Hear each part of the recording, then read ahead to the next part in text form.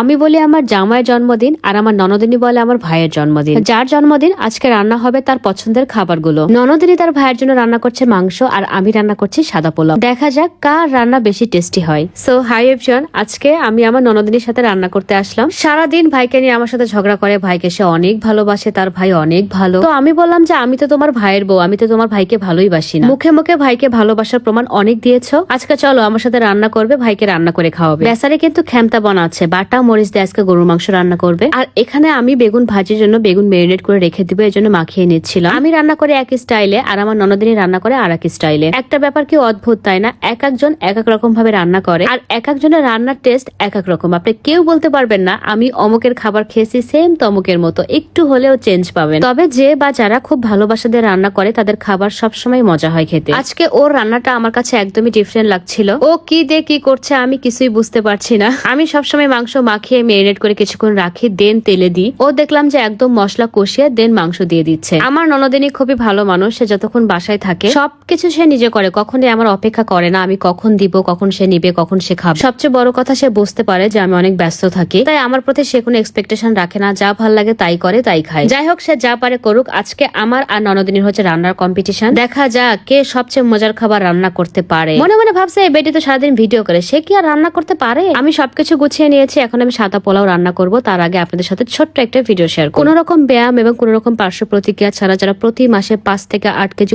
ওজন কমাতে চাচ্ছেন তারা আমার মতো রেগুলার পান করবেন ইউনিক কালেকশনের অর্গানিক স্লিমিং টি। এইটা প্রথমত হচ্ছে এটা 100% ন্যাচারাল উপাদান দিয়ে তৈরি, এখানে কোনো ক্ষতিকর সাইড ইফেক্ট নেই। এই স্লিমিং টিটা আপনার 100-90% কাজ করবে। এই স্লিমিং টি রেগুলার পান করলে আপনার ওজন কমার পাশাপাশি আপনাকে অনেক বেশি সতেজ রাখবে। প্লাস যাদের অ্যাসিডিটির প্রবলেম আছে বা যাদের খুব ঘন ঘন খিদা লাগে, একটু পরপর খেতে ইচ্ছা করে, একদমই পেট পরিষ্কার হয় না, এই সকল সমস্যার সমাধান করার জন্য অর্গানিক স্লিমিং টি এইটা পান করতে পারে। ওজন কমানো বা মেদ ভরি কমানোর জন্য ছেলে মেয়ে উভয়ই পান করতে পারবে। শুধুমাত্র যেসব আপুরা প্রেগন্যান্সিতে আছেন তারা বাদে সবাই পান করতে পারবেন। প্রেগনেন্ট আপুরা আবার বাচ্চা হওয়ার 1 মাস পর থেকে রেগুলার খেতে পারবেন। ডায়াবেটিক্স থাইরয়েড থাকলেও কোনো প্রবলেম নেই, রেগুলার পান করলে ওজন কমবে। আর এই অর্গানিক স্লিমিং টিটা আপনারা পেয়ে যাবেন ইউনিক কালেকশন ফেসবুক পেজে, পেজ নেম আমার ক্যাপশনে মেনশন করা আছে। পোলাও রান্না করার জন্য আমি একটা প্যান নিয়ে নিয়েছি, সেখানে প্রথমে প্রয়োজন মতো সয়াবিন তেল দিয়ে দিয়েছি। তেল গরম হয়ে আসলে দিয়ে দিয়েছি সামান্য পেঁয়াজ কুচি, আর এখন দিয়ে দিব হচ্ছে 2 টেবিল চামচ ঘি। পোলায় ঘি দিলে পোলায় টেস্ট অনেক বেশি বেড়ে যায়, তবে অবশ্যই ট্রাই করবেন দেশি খাঁটি গরুর দুধ দিয়ে তৈরি করা ঘি দেওয়ার জন্য। আমি যে ঘিটা দিয়েছি এটা খুবই ভালো একটা ঘি, এটা আমি ফেসবুক থেকেই নিয়েছিলাম। এটার নাম ছিল অর্গানিক ফিউশন বাই নাফিসা। ওর খাবারগুলো খুবই মজা, দামও খুবই রিজনেবল যেহেতু বাসায় তৈরি করে। তো আপনারা যেসব আপুরা একদম খাঁটি ঘি খুঁজছেন তারা অর্গানিক ফিউশন বাই নাফিসা থেকে নিতে পারেন। পোলাও রান্না করার জন্য পোলাওয়ের চাল আমি আগেই ধুয়ে পানি ঝরানোর জন্য রেখে দিয়েছিলাম। পেঁয়াজ হালকা লাল হয়ে আসাতে আমি ঢেলে দিলাম, কিন্তু কষ্ট লাগছে, আশেপাশে একটু চাল পড়ে গেছে। রান্না করার সময় চাল এইভাবে পড়ে গেলে আমার মনের মধ্যে খুব বেশি গিল্টি ফিল হয়, কিন্তু হাতের কাজ তো কখন কি হয়ে যায় এটা আমরা কেউ বুঝতে পারি না। আমার চালগুলো অলমোস্ট ভাজা হয়ে আসছে।